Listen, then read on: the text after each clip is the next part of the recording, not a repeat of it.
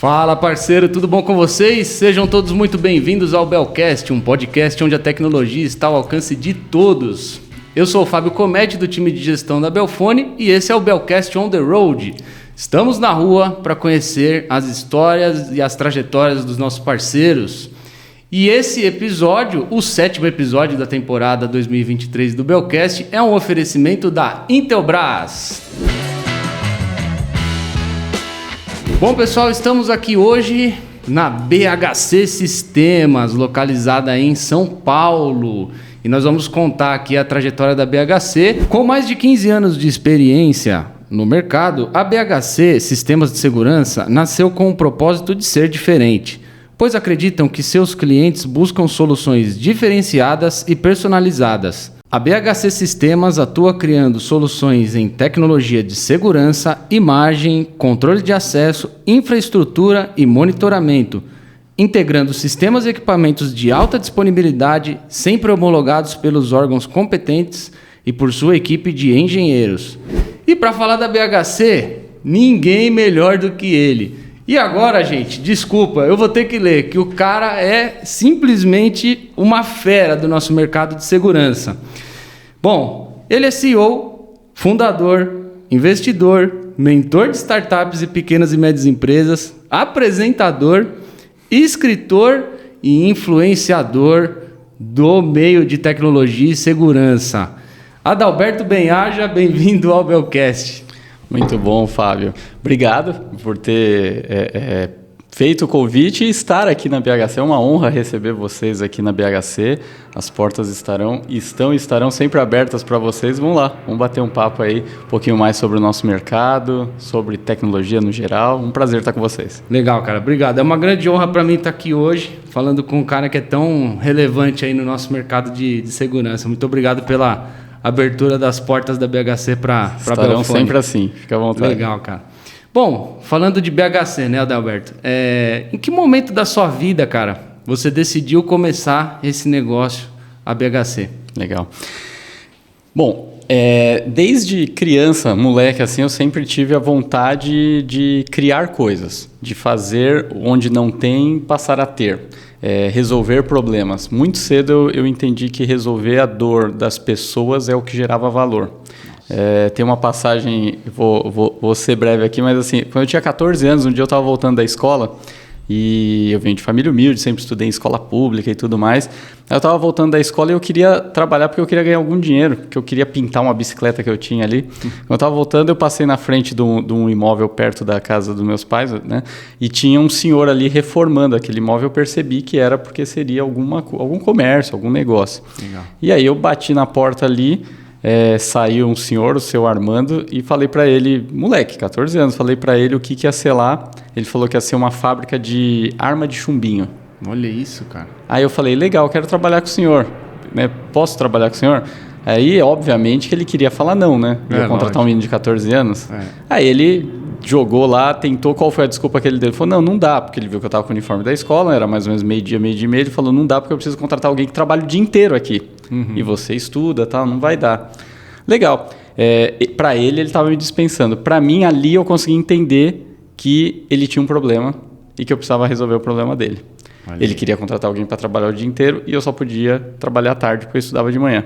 Quando eu estava indo para casa, uma casa antes da minha, eu toquei a campainha, saiu o Fabiano, que era um amigo de infância, falei, Fabiano, arrumei um emprego para você.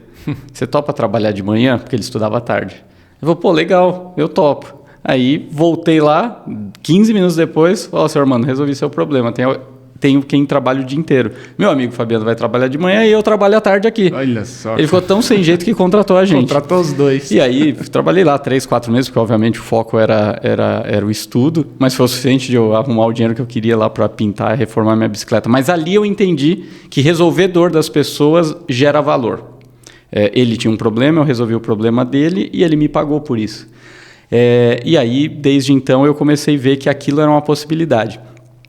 Depois eu fazia manutenção de computadores, essas coisas. Com 17 anos eu falei, vou ser um técnico autônomo aí.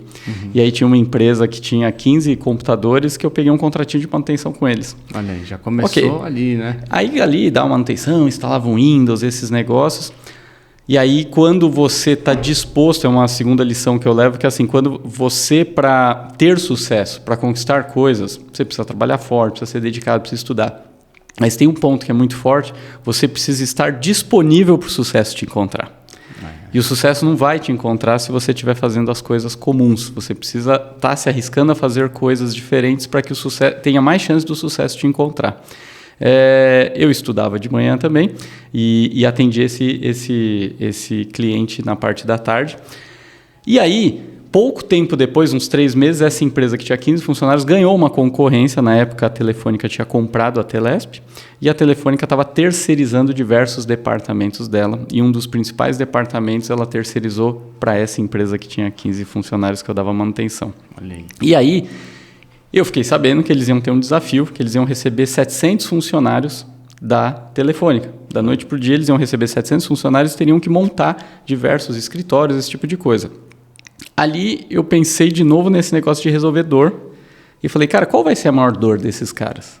Tenho 15 funcionários, vou receber 700, vou precisar colocar computadores, vou colocar um monte de coisa para esses 700 trabalhar. Falei, cara, a maior dor desses caras vai ser falta de tempo. Porque eles precisavam fazer isso numa velocidade grande. E eu falei, tempo é tudo que eu tenho. Porque eu tinha só ele de cliente, 17 anos, cara, tempo era o que eu mais tinha. Fui lá, mudei a escola para estudar à noite, e aí acordava de manhã e ficava o dia inteiro lá no escritório deles, lá na Barra Funda. Ficava lá disponível. Eu falei, eles vão precisar de tempo eu tenho, eu estou aqui disponível. Eles vão precisar de mim em algum momento. Dito e feito, 10 dias depois eles precisaram comprar 2 computadores da noite pro dia, assim, precisava de 2 computadores rápido. Eu falei, não, eu tenho. Quem que foi atrás? Qual era o valor? Tal? Eu falei, quanto que é que vocês pagam? Aí eu falei, não, tá bom, eu faço. Não sabia nem onde comprava computador, não tinha nem carteira de habilitação. Saí lá, era na Barra Funda, peguei o metrô, fui na Santa Efigênia, comprei as peças, voltei para casa, montei, instalei. No dia seguinte, primeiro horário, estavam os 2 computadores ali. Nem dinheiro eu ganhei, porque depois eu fiz as contas e eu gastei muito mais do que eu vendi o computador para eles. Mas eu resolvi o problema deles, que era a escassez de tempo. Resumindo, ao longo aí de 2 anos que eu atuei bastante com eles, eu vendi os 700 computadores que eles precisaram. Eu fiz mais de 1.000 pontos de rede, pontos de cabeamento estruturado para eles. Aí eu precisei criar a empresa estruturar, contratar pessoas e tudo mais. E tive essa empresa por 4 anos até que eu quebrei. E quebrei por total erros meus. E esse vem um grande ponto de inflexão que para mim também foi um marco muito vitorioso, que é quando você reconhece os seus erros, quando você entende que tudo na sua vida depende única e exclusivamente de você. Tudo que der errado, a culpa é sua. Isso é bom. As pessoas normalmente têm a tendência de querer, quando acontece algo ruim, achar um culpado, terceirizar o culpado, que é um jeito psicologicamente de a pessoa se desculpar por dentro e achar que está tudo bem. E ali eu entendi que não, que quanto mais a culpa for minha, é melhor, porque eu consigo me mudar. Agora, se tem algum problema e um pedaço da culpa é sua, ferrou, porque eu não consigo mudar você. Com certeza. Não tem o que fazer. Então, quanto mais eu chamar a culpa para mim, não da forma pejorativa, de ficar chorando no quarto, ó Deus, ó céu, eu sou incompetente. Não é isso. É no quesito de, cara, legal, se o problema é meu, eu consigo corrigir. E ali eu vi que eu quebrei por 3 grandes motivos. Eu não sabia fazer gestão de dinheiro, não sabia cuidar de dinheiro, não sabia fazer gestão de pessoas, não sabia cuidar de pessoas, e não sabia fazer gestão de negócio, de processos.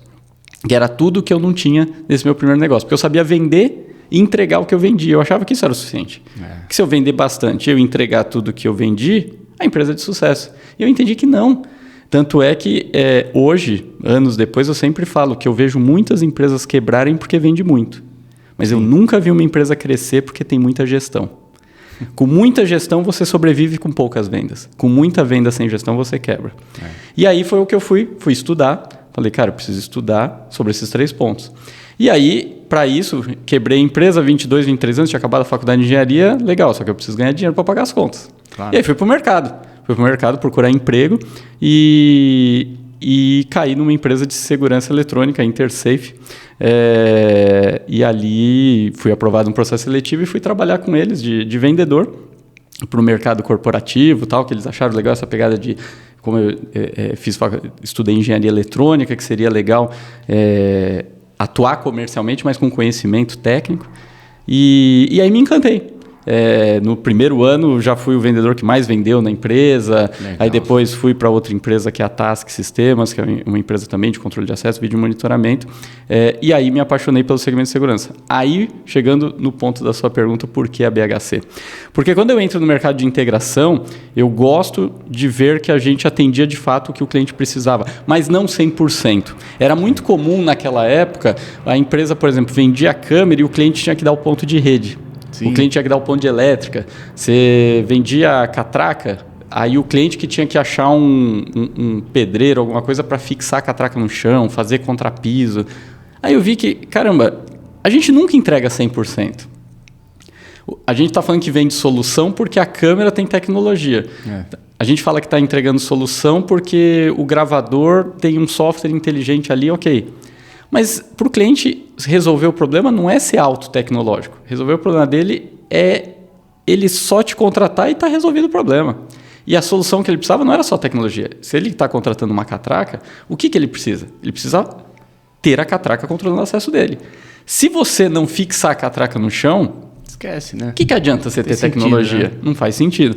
E aí foi onde eu comecei a visualizar que ali tinha uma oportunidade, que era começar um integrador que de fato fizesse as coisas turnkey. E aí a gente começa a BHC do zero. Em 2008, eu e meu sócio, o Marcos Paiva, as primeiras 100, 200 câmeras, eu e ele que subimos na escada, passamos o cabo, quebramos parede, porque a gente viu que isso era o que os clientes queriam. E a gente, desde o começo, brincava com os clientes. Cara, a gente quer que o cliente só tenha 3 coisas com a gente. Depois que ele nos contratar, é pagar, elogiar ou reclamar, que eu espero que seja nunca reclamar. Mas o resto, se tiver que quebrar parede, subir cabo, fazer o que tiver que fazer, deixa com a gente que tem que fazer. Então, essa foi a dor. Aí pegando o gancho com tudo que eu te falei até agora. Os negócios surgem de você identificar dores no mercado, na sociedade. Isso é o que faz sentido. Às vezes as pessoas começam negócios porque acham que querem ganhar mais dinheiro. Vou montar um negócio porque eu quero ter mais flexibilidade de tempo. Você acha um monte de motivações que fazem as pessoas montarem os negócios. E aí depois você também vai ter um monte de motivos do porquê os negócios quebram. Sim. Agora, quando você começa um negócio, porque de fato existe uma dor, você vai resolver um problema das pessoas ou da sociedade, a chance desse negócio vingar é muito maior. Então, assim começa a BHC, com esse interesse de resolver essa dor que eu via nas empresas, nos condomínios. A gente começou inicialmente muito olhando o mercado condominial, porque tinha essa questão de não achar fornecedores que resolviam 100% do problema, que o cliente só tivesse que te contratar e depois você cortar a fita quando estivesse pronto. Legal, cara. Fantástico, né? E com uma pegada de gestão pesada, né? Exatamente. Aí muito por herança de, ter quebrado o negócio é uma das sensações mais horríveis que a pessoa pode ter. Pelo menos para mim foi horrível. E aí isso é o que eu usei como maior motivador para estudar e falar, cara, não quero mais isso na vida. Então, beleza. Eu entendi que tendo bem forte esses 3 pontos, saber cuidar de dinheiro, saber cuidar de pessoas e saber fazer processos, é o alicerce para um negócio ser o mais perpétuo possível. Então, a BHC nasce assim mesmo no início da empresa, a gente já mapeava todos os processos. Hoje, por exemplo, a gente tem uma ferramenta na empresa que chama Manual de Processo. Hoje tem mais de 200 páginas. Ele começou lá em 2008, que basicamente a gente registrava tudo que dava certo. Uhum. Então, vendi um negócio. Vendi, o cliente me aprovou de boca, aí fui lá instalar, deu algum problema, que depois o cliente falou que não era aquilo, tá, beleza. Então vamos fazer um contrato agora? Vamos. Contrato. Agora só vamos começar a instalar depois que tiver um contrato. Aí o cliente assinava, a gente começava a instalação e aí ia liso, tudo bem. Aí fala, deu certo isso. Deu certo. Então, registra aí. E aí a gente foi mapeando os processos, então isso independente do tamanho, foi algo que nos ajudou bastante mesmo quando estava começando. E até uma das coisas que hoje, quando eu mentoro ou converso com algumas empresas, eu falo que você ter gestão, ter processos, não está ligado ao tamanho do seu negócio. Às vezes as pessoas ficam esperando isso. Quando deixa meu negócio... a minha empresa crescer e depois eu começo a implantar, né, cara? Cara, só que aí depois é difícil. Também. Primeiro porque você trabalhar com processos, com gestão, é uma questão cultural isso. Sim. Não é uma questão financeira. Então, se você já começa sem processos, você querer implantar a gestão e processos depois é muito difícil, porque depois a empresa já tem uma cultura. Agora, quando você começa com a cultura de gestão e processos, você não vai, depois que crescer, você não vai ter essa dificuldade para aí criar uma cultura, entendeu? Sim. Então esse é um ponto que a gente realmente sempre teve de cuidado. Legal, cara. Bom, a BHC hoje, então, ela trabalha com quais tipos de tecnologia, Adalberto? Legal. As 3 principais verticais nossas são sistema de alarme, detecção contra intrusão, vídeo monitoramento e controle de acesso. Essas são as 3 principais verticais que a gente atua. Muito mais forte nos últimos tempos em vídeo monitoramento e controle de acesso. Então, sistemas IPs, HDCVI, né, sistemas digitais aí, como Intelbras, que é o nosso principal parceiro e fornecedor aí, de bons projetos, parceiro há muito tempo nosso. E a parte de controle de acesso também, a gente atuando sempre com o que os principais fabricantes têm no mercado. Sim. Porque o integrador, a gente não fabrica nada. Claro. Nosso papel é juntar o que os fabricantes têm de melhor, aquilo que a gente entender que são os principais hardwares e softwares, a gente juntar com a nossa inteligência, desenhar o projeto e tudo mais, e aí entregar para o cliente com a solução completa. Eu brinco que o papel nosso é semelhante ao da construtora. A construtora não fabrica nada, né? Ela compra a areia de um, a pedra do outro, a água do outro, o ferro do outro e pum, entrega o prédio pronto. Isso, é dessa forma que a gente trabalha, mas muito fiel a essas 3 verticais. Porque uma coisa também que eu defendo muito é que a gente precisa ter foco, entendeu? Se você de repente quer atacar 5, 6, 7, 8 linhas de negócio... Abre aquele puta leque, né, cara? É muito difícil, porque aí, seu técnico precisa saber de tudo, seu time comercial precisa saber de tudo, e aí não vai saber, e aí você vai se frustrar. Então, a gente está muito focado nessas 3 verticais. Legal, cara. Bom, e nesses mais de 15 anos de experiência que você tem no mercado aí, você já deve ter feito de tudo, né, cara? Vários tipos de instalação. E teve algum projeto que você... Não precisa nem citar nome, né, do cliente, mas teve algum projeto que você falou, cara, esse aqui me marcou de uma forma especial, assim, né? Sim. Não sei se para bom ou ruim, né? Mas sempre tem aquele projeto que a gente... Tem. Assim, certamente, é o que você falou, em 15 anos tem uma infinidade de momentos assim que ficam marcados, né? Mas assim, resumidamente, eu posso colocar... A gente já teve situação com clientes no passado, com um cliente específico, que com troca de gestão, era condomínio, né? E aí troca sindicância, esse tipo de coisa, aí pronto. Aí o novo que entra... Ele já entra, às vezes, com o princípio que tudo que era feito na gestão anterior estava errado, que tudo tinha algum esquema, né? Já parte induzido disso sem nem... e aí foi um síndico e era um contrato de locação que a gente tinha ali, não era um valor baixo, que tinha sido feito todo o investimento da nossa parte. E aí, desde o primeiro dia, essa questão de querer... de alguma forma mostrar que a gente estava errado, que não estava sendo bem entregue o serviço, esse tipo de coisa. E eu vou te falar, foi 1 ano e meio esse clima meio estressante. Mas ele, em nenhum momento a gente foi prejudicado exatamente por ter tudo documentado. Contrato bem feito, as ordens de serviço assinadas. Então, assim...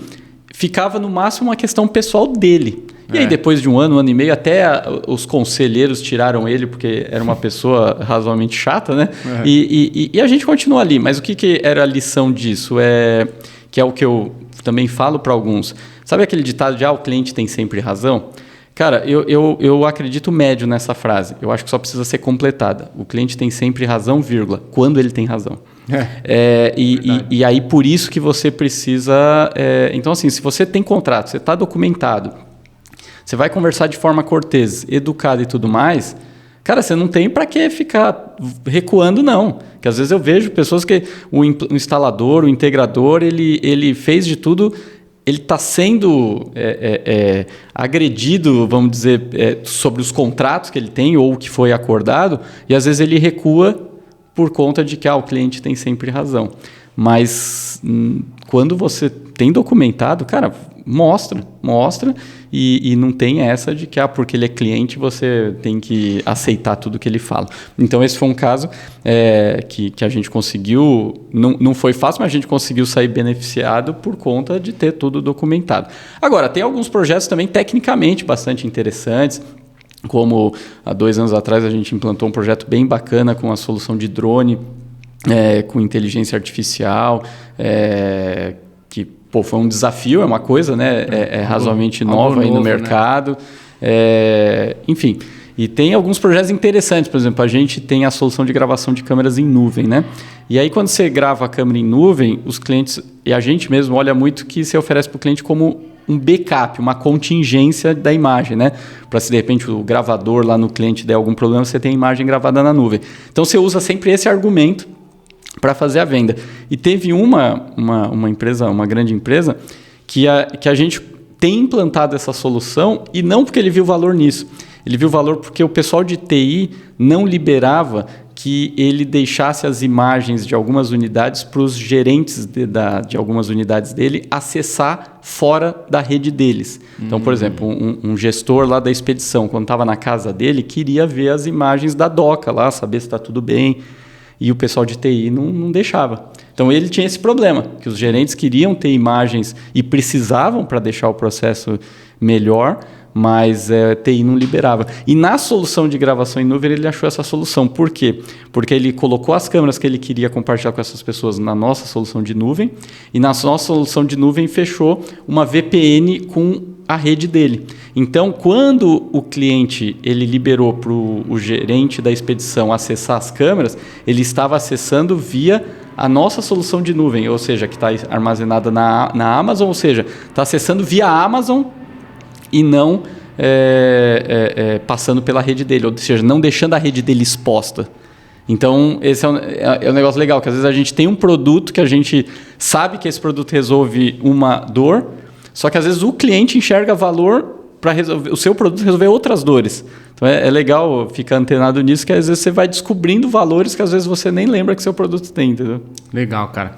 Bom, Adalberto, parceiro, nós vamos quebrar esse episódio em 2, porque eu tenho muito mais perguntas ainda para fazer para o Adalberto. Falo muito também, né? Não, cara, mas é fantástico. O nosso público, Adalberto, é o pequeno instalador. São as empresas também de médio e grande porte, mas acho que é fundamental esse nosso bate-papo aqui, até para conscientizar o mercado, para a gente subir a régua, né, cara? Isso é uma coisa que eu falo bastante, e assim, até como eu contei um pouco da minha trajetória, eu sei bem essa dor, como que é. Eu sei como é você começar um negócio, as dificuldades, às vezes a pessoa que tem um viés mais técnico, conseguir olhar essa questão da gestão, e isso é um conflito, e às vezes a gente vê grandes talentos que às vezes não decolam por conta disso, porque tem essa dificuldade. E o melhor jeito de vencer essa dificuldade é você ouvir pessoas que já fizeram, para você de repente usar como modelo. Então isso é uma coisa que eu faço até hoje, que é sempre estar com pessoas que eu acredito que conhecem um pouco mais do que eu, que é a forma de eu me provocar a todo dia e dormir um pouquinho mais inteligente do que eu acordei. Acho que a gente tem que ter essa provocação. E isso serve para qualquer pessoa, qualquer profissional, independente do tamanho da empresa dele, do nível de hierarquia que ele esteja. Legal, cara. Bom, parceiro, então, daqui a 15 dias, você vai acompanhar a parte 2 do episódio 7 do Bellcast com o Adalberto Benhaja, da BHC. Então, nos vemos em 15 dias. Se você está no YouTube, inscreva-se no canal, ative as notificações. O Bellcast está no Spotify também. Então, hashtag vem pra Belfone. Até daqui 15 dias, parceiro.